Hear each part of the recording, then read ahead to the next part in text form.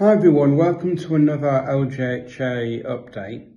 This one focuses on the launch of a new policy called Unreasonable and Persistent Behaviour Policy.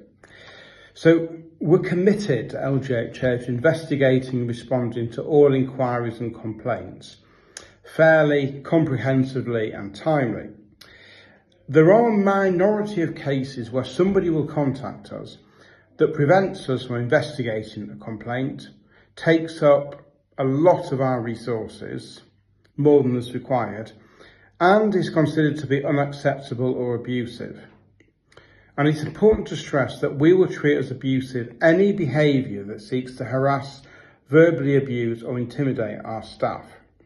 Now, our approach to dealing with unreasonable and persistent behaviour takes into account the Housing Ombudsman's guidance, which asks us to consider whether someone's behaviour, although still needing to be dealt with, might be related to a mental health condition, a learning disability, a medical condition, or other vulnerability. That's not an excuse, but it could be something which underlines how they act towards us.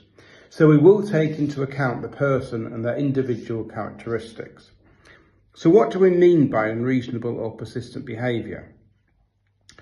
Well, this is where the complainant refuses to cooperate with the complaints process, refuses to accept that the issues are not within the remit of our complaints policy, insists on the complaint being dealt with in ways which are incompatible with our complaints procedure, which is based on the Ombudsman framework, makes what appears to be groundless, unfounded complaints about the staff member or staff members who are dealing with the complaint in question, makes persistent and unreasonable demands or expectations of staff in responding to communication, so following up emails and texts without giving the staff member the opportunity to do some work, refuse to accept the outcome of the complaints process after its conclusion, refusal to accept documented evidence as factual, threatening to break somebody's tenancy or lease clause, such as refusing entry or access or withholding rent,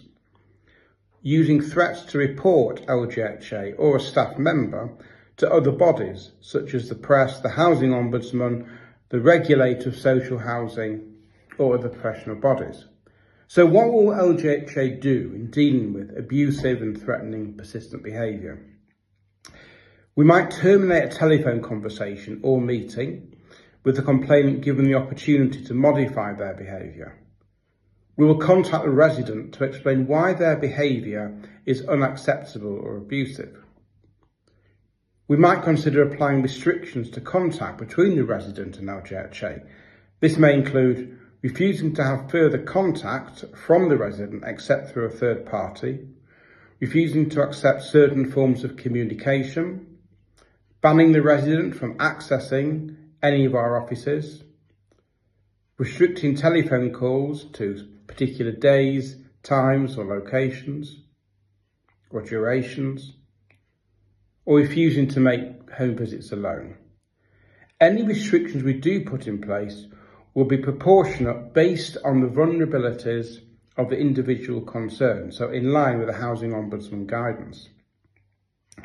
In terms of informing and recording decision making, when the decision has been made to apply restriction to a complainant, a member of our EMT, our executive management team, that's Mark Granfield, Craig Simons or Harjin Jasantu, will contact the complainant to explain why we have taken the decision, what action we're taking, the duration of that action, and where we will record information relating to this.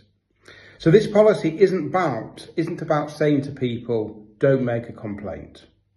It's about saying when you make a complaint, do so in a civilised and constructive manner, because equally we will then respond in a sympathetic and constructive manner. If you would like any more information about the policy and to see the full version of the policy, please let us know. So that's it for today, and speak to you all soon.